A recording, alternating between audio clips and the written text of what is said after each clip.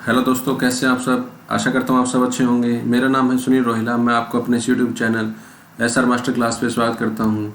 जैसे कि आप जानते हैं कि CBT 1 का सभी फेजेस का रिजल्ट आ चुका है, सभी जोन का रिजल्ट आ चुका है भाई। और जो कंपटीशन बढ़ा है वो लेवल 2 और लेवल 5 में ज़्यादा बढ़ा है। तो जो बच्चे सेलेक्ट हुए हैं उन्हें अब CBT की 2 की भी तैयारी करनी है। तो आज मैं बात करूँगा आपसे कि CBT 2 की तैयारी कैसे करनी है, आपको क्या क्या स्ट्रेटेजी होनी चाहिए, आपके पास क्या क्या प्लान होना चाहिए आपका CBT 2 के लिए।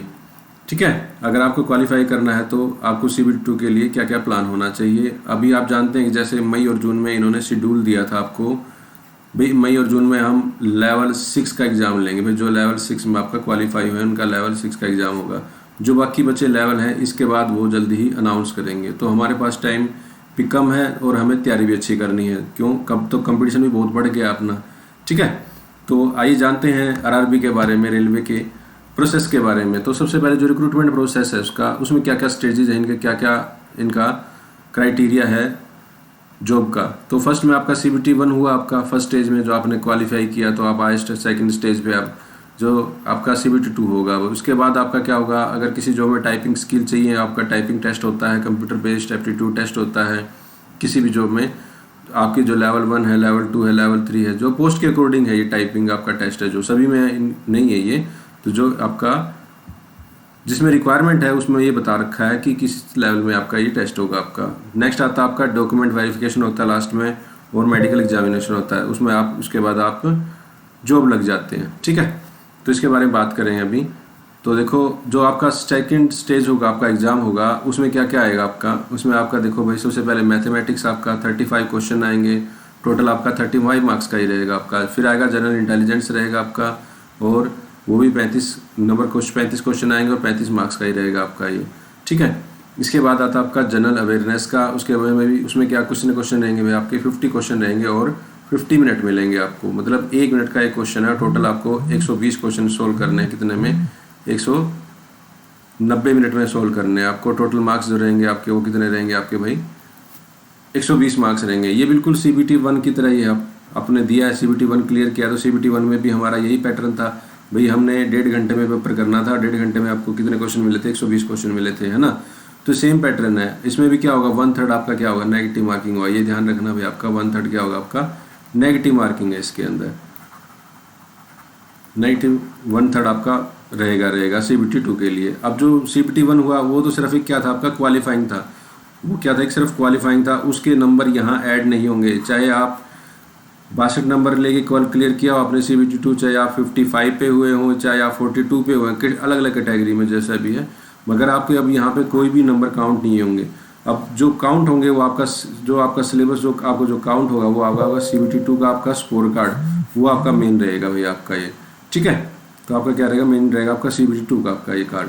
तो बात करते हैं कि इसमें भी क्या प्लान होना चाहिए हमारा। देखिए नेक्स्ट में, हाउ टू स्टार्ट प्रिपरेशन। भी प्रिपरेशन कैसे स्टार्ट करनी है, मैं आपको एक एक चीज़ बताऊंगा, ध्यान से सुनना भाई चीज़ों को।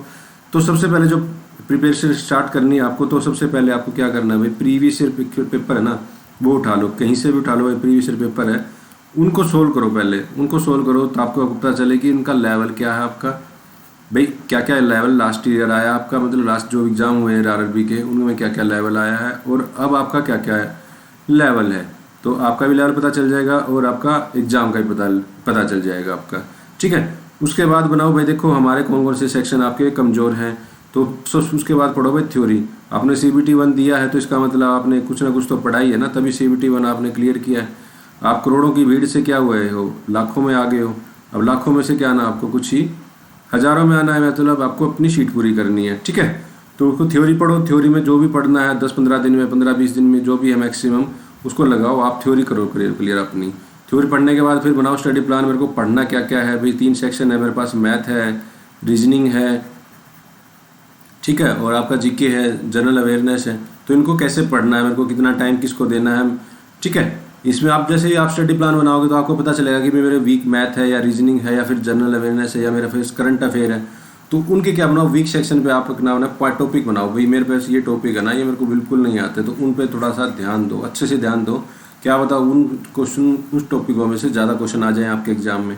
ठीक है, उसके बाद भाई जो चीज़ हो जाती है फिर आप करो रिवीजन, क्योंकि रिवीजन ही एक ऐसा रास्ता है जो आपको मंजिल तक ले जाएगा। आपकी मंजिल तो है जहाँ पर वो आपका रिवीजन ले जाएगा। आप जितनी बार रिवीजन करोगे, 10 बार 15 बार जितना भी बार करोगे, उसी में आप पास होगे, उसी में आप अपना स्कोर बढ़ा सकते हो इसके अंदर। ठीक है, तो आपको प्रिपरेशन कैसे करनी है, तो प्रीवियस एग्जाम लगाओ, थ्योरी को पढ़ो भाई, जो जो आपने पढ़ रखा है पहले, सबसे पहले। फिर आपका स्टडी प्लान बनाओ, फिर आपको वीक सेक्शन देखो अपने कौन से हैं, और फिर आपको टेस्टों में जो नंबर आएंगे उसके अनुसार आप अपनी तैयारी करो, रिवीजन करो। ठीक है, तो सबसे पहले बात करते हैं मैथमेटिक्स की भी। मैथमेटिक्स में क्या क्या सिलेबस रहेगा, देखो आपने मैथमेटिक्स भी पढ़ा है, तो मैथमेटिक्स में जो सिलेबस रहेगा आपका वो नंबर सिस्टम रहेगा। जैसे नंबर सिस्टम एक एक तो क्या बताऊंगा मैं आपको पढ़ के बताता हूँ। जैसे नंबर सिस्टम हो गया आपका, डेसिमल हो गया, जो जो आपके प्रीवियस एग्जाम में आए ना वही क्वेश्चन है सारे। डेसिमल हो गया, फ्रैक्शन हो गया, एलसीएम एचसीएफ हो गया, रेशन हो गया आपका, प्रोपोर्शन हो गया, percentage, mensuration, time and work, distance, SICI हो गया आपका। बहुत इंपॉर्टेंट चैप्टर है भाई SICI के, तो बहुत बार पूछा जाता है इनसे तो। ठीक है, टाइम एंड वर्क से तो पूछा जाता है, और एक आपका जो पाइप वाले क्वेश्चन है ना, पाइप एंड टंकी वाले, जो नल और टंकी वाले हैं, उनसे तो बहुत बार क्वेश्चन आते हैं आपके। ठीक है, फिर अलजेब्रा से भी क्वेश्चन आते हैं आपके, और एक आपका जो बार वाले क्वेश्चन है वो तो हर एग्जाम में देखने को मिलेंगे। और एक सिंप्लीफिकेशन, जैसे मैं आपको एक टॉपिक बता रहा हूँ भाई, इनको आप ना मतलब रट लो, इनसे बाहर आपका CBT 2 में एग्जाम में नहीं आएगा मैथमेटिक्स में। ठीक है, ट्रिग्नोमेट्री भाई बहुत इंपॉर्टेंट है, ट्रिग्नोमेट्री, मेंसुरेशन और भी इंपॉर्टेंट आ जाता है। जहाँ जहाँ से जो क्वेश्चन बन रहे ना, तो आपको मैं सारे टॉपिक बता रहा हूँ आपको। अगर आपको मैथ्स की तैयारी करनी है भाई, अगर मैथ्स में आपको दिक्कत है, मैथ्स में आपको समझ में नहीं आ रहा सर मैं मैथ्स की कैसे करूँ, तो भाई मैं, अगर आप कहोगे तो मैं पढ़ा दूंगा। मैंने प्रीवियस यहाँ पे भी हरियाणा में पढ़ाया है काफ़ी, हरियाणा में भी मैंने आपको हरियाणा पुलिस वगैरह की तैयारी करवाई है, हरियाणा CT की भी तैयारी करवा रहा हूँ। अगर आप कहोगे सर बैच बना दो, तो मैं आपको भाई फ्री में प्रीवियस भी क्वेश्चन करवा दूंगा, और आपको जो चैप्टर है वीक है वो भी करवा दूंगा आपको मैं। ठीक है, साथ साथ प्रैक्टिस करोगे तो मेरे को बता देना भाई, मैं आपके लिए नया बैच बना दूंगा इसके अंदर, और पूरा मैथ्स करवाऊंगा आपका एग्जाम से पहले भाई। ठीक है, तो अगर आपको क्लास अच्छी लगती है तो कमेंट में जरूर बताना भाई, और ये वीडियो कैसी लगी है तो कमेंट में जरूर बताना, तो ताकि आगे हम अपना प्रोसेस स्टार्ट कर सकें। ठीक है, मैथमेटिक्स के बाद आती है भाई रीजनिंग की। तो मतलब आपका रीजनिंग है जो जनरल इंटेलिजेंस आपका, तो उसके अंदर रीजनिंग में क्या क्या बात करेंगे हम। देखो जो टॉपिक है ना भाई, वो तो टॉपिक तैयार कर लो। जैसे टॉपिक क्या है आपका, एनालॉजी हो गया। ठीक है, आपका एनालॉजी हो गया, आपका कंप्लीशन ऑफ नंबर हो गया, अल्फ़ाबेटिक सीरीज हो गया, ये तो सभी जानते हैं भाई। रीजनिंग कैसे करोगे, देखो रीजनिंग करने के लिए ना आपको 15 दिन प्रीवियस पेपर लगा लो, सिर्फ रीजनिंग के लगाना भाई, रीजनिंग के, तो आपको समझ में आ जाएगा कि रीजनिंग वो क्या पूछ रहा है। सही बता रहा हूँ मैं, रीजनिंग का आपको यही है कि ज़्यादा से ज़्यादा इसको 15 से 20 दिन हर रोज़ एक पेपर लगा लो, 1 या 2 3 पेपर जितने भी लगा सकते हो पेपर लगाओ।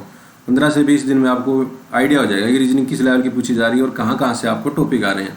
तो जो टॉपिक आ रहे हैं वो टॉपिक करो पहले, तो सबसे पहले कवर। ठीक है, जो टॉपिक बताता हूँ, जैसे रिलेशन हो गया, एनालिटिकल रीजनिंग होगी, सिलोक्स हो गया, jumbling, Venn diagram, puzzle, data sufficiency, statement के होते हैं वही, कंक्लूजन वाले क्वेश्चन भी आते हैं आपके। ठीक है, और स्टेटमेंट कोर्सेज हो गया, action, decision making, maps, interaction वो मैप्स भाई।